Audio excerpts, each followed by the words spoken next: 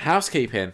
Let's keep the house. So, listeners, if you've managed to stick through the whole Magic the Gathering thing, I admire your dedication. Well done. I understand that whole section you just listened to, entirely just for me and Ellie, really. Oh yeah, no, 100% listeners, I apologise, but that was just me and Liam talk. Yeah. Unless you're a Magic the Gathering fan, in which case you were probably like, oh, I'm glad that they're playing it. Well, one of us is. Or at least playing it. So, I wasn't really looking forward to this housekeeping because we had an email from Frankie and it's just an anime update, and I haven't read it yet, but wasn't looking forward to it. But then when I logged into our Gmail, I saw we've got another email from Frankie, which is an Efron update, which I haven't read yet. So I'm so excited for that. But first, before we get the delicious dessert, we've got to eat our greens and listen to the anime update. So Frankie says, hello. So this time around, it's an anime update. I could easily have sent another Efron update, but I thought it best to give Ellie and listeners a break. And I've had 2 High School Musical dreams in the last couple of weeks, and no Troy in either. So that's a sign, right? Watch other people? Haha, we'll see how that goes. I just found out Efron is a doctor in Parkland, so now I'm very curious. But wait, no more Efron talk. Look, he is a doctor in Parkland. He's barely in it. No. Read out Frankie's email. You're getting an Efron email, so shut your mouth. So I watched the first 5 episodes of Eureka 7, and this is so good. Thanks for mentioning it, Ellie. I'd never heard of it before then. I'm enjoying how fun it is. Loved Holland right from the start. And then Tauho Yeah, I think that's it. was introduced a few eps in, and I love her too. And seeing they have a bit of a thing, well, I can't wait to see where that goes. A lot of the supporting characters seem great. I look forward to seeing where the plot goes and how much we learn about all the characters. I didn't realise at first that this was a long show, so I definitely won't be watching it all via rental. It would take forever.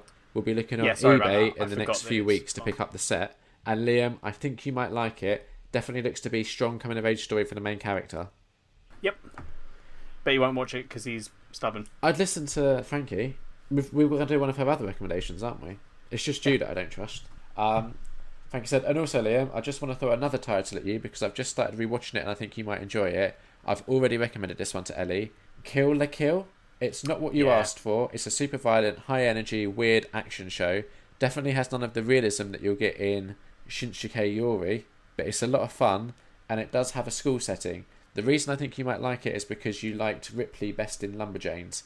I may be way off, but I feel like the tone of the show is her personality. But the show has such a strong style that you'll be able to tell instantly if you want to continue from watching the first episode. I'm having a lot of fun revisiting it. Have you seen this one, Ellie? I've not watched it yet. I'm finishing season 3 of Sword Art Online, which I found out was released in Japan, so I'm quickly watching that before I start Frankie's recommendations. Well, we're doing one of her recommendations, don't forget. For but I'm also doing the other ones. Yeah, I asked Frankie for a list of recommendations on Twitter. Frankie said that she's happy to hear Ellie is now using Crunchyroll. Hope this means we'll get a lot of anime reviews in the future. I would love to hear what she thinks of shows I've recommended and also hear about other shows I can check out too. This is not anime related, but have either of you watched Dark on Netflix? Which I don't think we have. It's the German show that when it was released was like marketed as being similar to Stranger Things. Oh, no, I haven't. I remember hearing about it. I think it's German. But yeah, me and Kat were going to watch it as well, but we typically will watch a show as we have dinner. And the problem with like a subtitle show is you can't like eat and watch. Yeah. Just watch it. Yeah. Outside of that. Yeah, I know. If not, I highly recommend it. Possibly my favourite of all shows I've seen on Netflix. Definitely an Ellie type of show at least, but I recommend it to both of you. Second season is out late June, so good time to jump in. You probably have a huge culture swap list, but if you haven't seen Dark, then I suggest it for that. Would love to hear your full thoughts on it. I think we should definitely add that. Yeah. Frankie, we do not have a long culture swap list because ages ago we asked for people to fill it in and it's got down to the point where it's like stuff that I'm like, vetoing. No, I don't want to do that. Yeah. It's like Sir Billy. We should start a new culture swap list. Yeah. I'll tell you what. How about this? When we get to episode... Wait. Let me just see if this is realistic. Yeah. When we get to episode 100, we'll burn our current culture swap list and start a new one. Okay. Which is 13 episodes away. All right. Okay. So what, by the end of this year? Yeah. All right. Maybe. Yeah. I thought this was going to be a shorter email, but nope. I guess because I listen to your podcast, I feel a bit like I know you both, so I'm more chatty. But for you, I'm just a weird girl on the internet sending you long emails. Ha ha. I love it. Yeah, no, it's cool. Yeah, I'm. Every time I see that we have an email from Frankie, I get so happy. Especially when the email's titled "Another Efron Update." Yep. Oh, here we go. All right, strap in. Are you ready? Yep. Oh, I'm not going to be able to read all of this email. Because you got spoilers? Yeah, so I just thought I'd get this to you now while I have thoughts, especially having just watched Extremely Wicked. There's not really any spoilers in this. I talk a bit about Extremely Wicked and what they show or don't show, so maybe don't read that if you haven't watched it yet and don't want to know anything at all. I just realised I had a fourth culture swap thingy, which is Extremely Wicked? that. Yeah, I watched it the other day. Well, I'll do it. we don't have Sky Cinema. Oh. So I haven't been able to see it yet. Which is really frustrating. I don't know if we're eventually getting it on Netflix, or I don't know how I'm going to see it. Well, see, I've seen a Zephron film that you haven't seen. I know, it's annoying. But yeah, so I won't read that. But she says that she hasn't mentioned too much in detail. She was more just really impressed by Zach's performance. Anyway, here are the films I've watched since he does last a really time. good job. Yeah, I mean, Kat said that she's read mixed reviews online about it, and that some people are saying it's boring. I think I'm probably going to like it, but It's I don't know if boring is the right word, because it's interesting if you're a fan of true. That's the thing, is it's almost documentary-esque, like not really, because it is a story, but do you know what I mean? Like, it's very much like, here's this court case and here's Ted Bundy doing these things. Yeah, I mean, I'm really excited to watch it. I'm just annoyed that it's like, for some reason, Sky Cinema got exclusive rights in the UK, and I'm not going to subscribe to Sky. I think they helped make it. I don't know, but I think they did, because it said a Sky Cinema production. Yeah, but then again, like, Netflix have been promoting it in America as like a Netflix exclusive. No, I don't know. So it's just frustrating. Anyway, so we start with The Greatest Showman, which we've both seen. Yep. This film was brilliant, but so hard for me to objectively judge. That bar scene with Zac Efron and Hugh Jackman, I don't even have a list of favourite scenes of the year, but if I did, that would top it. It blew me away. It was just so perfect, not just for Zac and Hugh and the song, but even the bartender's choreography with them. Fun fact, the bartender was the guy that choreographed that entire sequence. Oh, really? Yeah, I was watching an interview with Zac Efron the other day, and he was like discussing that scene. Yeah, that's my favourite song from the film. Yeah, same.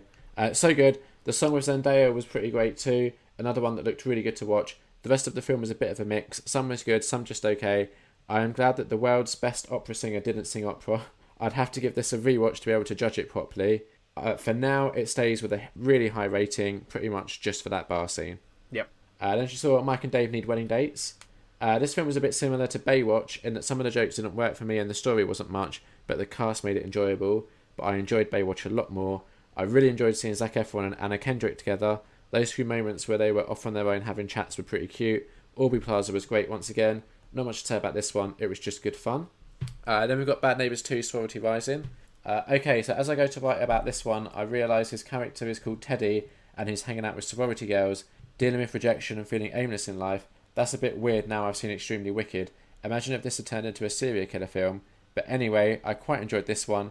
Not quite so much as the first. I think that has the edge because the guys were a bit more interesting. But this had some great things. I still find it amusing how dumb Zach's character is. So enjoyed some scenes where he needs stuff explained to him. And the scene where Seth is teaching him how to cook with boiling water. Why does it make eggs hard when it makes pasta soft? Then we have New Year's Eve. Zac Efron and John Bon Jovi. This one had my attention. Even though who knows when I would have watched it if not for this project. Zach was actually part of the best storyline, I think, of all of them. Apart from the very beginning with all the girls on the street staring after him, he played a bit more of a normal role in this. It was okay, bit too cheesy at the end, but I've had worse from other Zach films, so I've built up a tolerance now. And then she talks about Extremely Wicked, which I'm going to skip for now, and I'm going to come back and read that once I've seen Extremely Wicked. She put, and that's it. Hang on, and that's it for a bit. I'm still on the break for a bit, probably until next month. I think I'll then be looking at his oldest stuff to get that out of the way, as it's not what I want to leave until last. I'm not completely sure on my ranking at the moment. I feel like there could be a couple of swaps, but generally this is how I'm feeling now. So we've got a total of 13 Zac Efron films that Frankie has seen and ranked. I'll go through them real fast. In last place we have The Lucky One. 12th place we have We Are Your Friends. 11th place The Paperboy. 10th place 17 again. 9th place New Year's Eve. 8th place Bad Neighbours 2. 7th place Mike and Dave Need Wedding Dates. 6th place Neighbours. 5th place Dirty Grandpa. 4th place The Greatest Showman. 3rd place Extremely Wicked. 2nd place Baywatch. And 1st place Charlie St. Cloud. Frankie said that she went to get her hair done on Friday, and I always talk to my hairdresser about what we've watched on Netflix since the previous appointment, and she said how she'd seen Baywatch and loved it, saw it twice because after she watched it and loved it, she then watched it with her boyfriend, So I told her about my project and we had this big chat about his films. I'm not used to this. Most of my loves are not well known, and half the time people don't even know who I'm talking about when I mention my favourite actors or directors. I would love to find someone at work that could talk Herzog or Lynch films with me. Anyway, got to go get ready for work. I'm running a little behind schedule now. Efron is so distracting. I hope you're not running behind schedule now, because that would be insane. Although, wait, no, you sent this email recently, so you actually could still be running behind schedule. Yeah. Hope you got into work on time, Frankie. Yeah. I love Frankie's Zephyron emails. They're the best part of this show at the moment, I think. I like the anime ones. I just realised I didn't do a little housekeeping intro. Oh, you know, you didn't... Oh, wow, Liam's already... Wow, 2 weeks in and Liam's fucked it. I've got to keep them on their toes. If I did it every week, it would become, like, expected. Yeah. So, sure. We didn't even do, like, any, like, housekeeping, keep the house bullshit that we normally do. Yeah. Did we? Yeah, we did. I blocked it out. See, listeners, this is what I mean. He pays me no attention. We got tweets. Tom Hogan at the Tomothy tweeted us saying, "My God, that Nerd on Nerd housekeeping intro. Was waiting for it. Still didn't expect it. Was very pleased. Took me a second to even realise what had happened." You know, so this is why I can't do it this every time, week. really. Yeah, I can't do it. Disappointing because everyone was excited. Tom will have been sitting there going, "Ooh, what's the latest housekeeping intro Liam's going to do?" And you ballsed it. Yeah, no, I can't do it every time. Otherwise, when I do it, it won't be special. No, that's a bad excuse. Yeah, whatever. I forgot. Frankie Say tweeted sorry us. for letting Tom down. Sorry, Tom. Maybe next time. Although I don't know how I topped last times, to be honest, so maybe not. Maybe I'll just stop there, go out on a high. Jesus, wow, 2. Yeah. Frankie tweeted us saying, "I've had many hairstyles and colours over the years. I love hair talk, so I actually quite enjoyed that conversation. I wouldn't even mind updates on your colours. Can totally relate to Ellie step by step with the red. Sometimes you need to take it slow and have time to adjust." I am now full red. Full red. She said, "Also, that housekeeping intro, it took me a second to click that it actually was the housekeeping intro, and I just had to laugh at how insane it was. Loved it." There's a lot of love for that housekeeping intro, and this one... and I can't believe you fucked it this episode. Absolutely fucked it. Also, Liam, glad you liked the F1 emails. I've only just heard what you thought and already have watched 3 or 4 films, but I'll be taking a break after the next one, no 2, because I have a rental on the way and extremely viral next week. And I like that Ellie is the voice of reason on this, so ensure no cult is formed. The whole like F1 stuff, I think. Yeah, you guys are forming a cult. Yeah. Yeah, then she said, "Extremely wicked, I should say. Too many words in that title. Thought it sounded a bit weird when I used vile instead. I guess either one works though." And then I tweeted her when she said she was having a break, saying, "Are you taking a break because the films that are left are the sort of films that only a completionist would bother with? Like the Derby Stallion, basically." Yeah.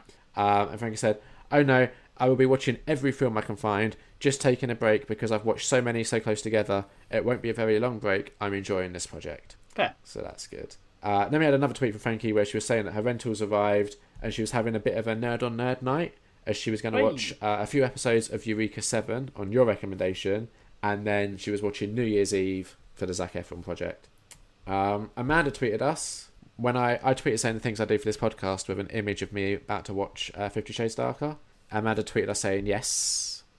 And then when Frankie tweeted us about the hairstyle and the colours and having updates, Amanda said, "I second all of this, bring on the hair updates." And then Amanda said that she really liked Liam's thing about him and Kat saying positive things about the day at bed. She might steal that for Jeremy and me, which I believe you were making fun of that last time. Yeah, I am, and I still am going to, because, Liam, I'm your single friend, so it's my job to point out all the lovey-dovey shit you lot do and be like, look at all that bullshit, and then when the cameras stop rolling, I go and cry. Good. I'm going to go to bed tonight and I'm going to tell myself 3 nice things that happened and then cry. Was one of them recording with me? No, I go, my first one is I go, I'm really glad that I've got a girlfriend/boyfriend. Yeah. And then I cry. Yeah. And then I go, I'm really glad that I'm not alone. And then I cry. Yeah. And then the final one is I go, Frankie enjoyed the anime. Fair enough. Amanda tweeted us saying that she's paused the episode to clarify whether she can handle this movie or not, One Cut of the Dead. Zombies in particular terrify her. Shaun of the Dead was a horrible viewing experience which caused nightmares. So Ellie, where does it land next to that? And then you fucking responded saying, okay, yeah, I would maybe skip this film, which annoyed the hell out of me. Yeah, right. Here's the thing that I want to clarify here, because Liam and Kat both immediately jumped on me like I was some sort of traitor to this weird religion of One Cut of the Dead. I want to clarify. If Amanda had nightmares Yeah. from Shaun of the Dead, right? Yeah. There is a part of this film Yeah.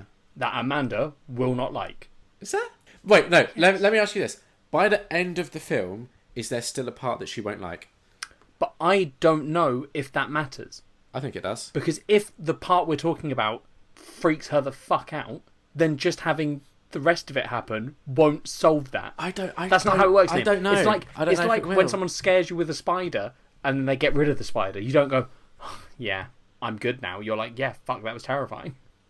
This is why I want her to see it though. Like what I'm saying is exactly. This is what I wanted to clarify: is that Liam and Kat getting on my case is not them being like, "Oh, Ellie, fuck you." It's them both being like, "I just want to know if Amanda can handle it." No, fuck you. I think we both me and Kat agree that Amanda can handle this because she might have said that Shaun of the Dead was a horrible viewing experience which caused nightmares, but I don't think this would be the same. No, and that's fine.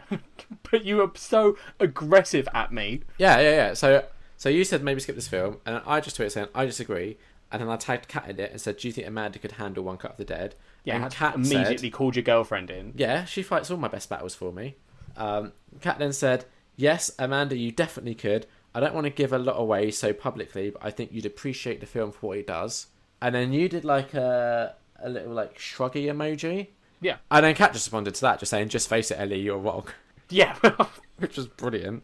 And then you said the problem is there is 100% stuff. The shrug wasn't even me being like, whatever. It was me being like, okay, I don't know. These two are saying you can, so go for it. And then you said the problem is there's 100% stuff we could say to give Amanda a better idea of whether or not it's for her, but we can't say any of it without spoiling the film, hence the shrug. And Amanda said, okay, looks like I need to add this one to my list then. But transpires that she can't really find it anywhere, so she might not get around to watching it anyway, but still, don't listen to our culture swap until you have watched it, and I do think you can handle it. Ignore Ellie. And I'm saying go for it if you want to go for it, Amanda. I'm saying go for it. Okay. That was housekeeping. Did I keep the house? No, yes, it fucking wasn't. 1,097. Yeah. 1,090. Good job. That's what my culture. Wait. What's the lowest it's ever been? 1,061. Oh fuck! I've got ages to go.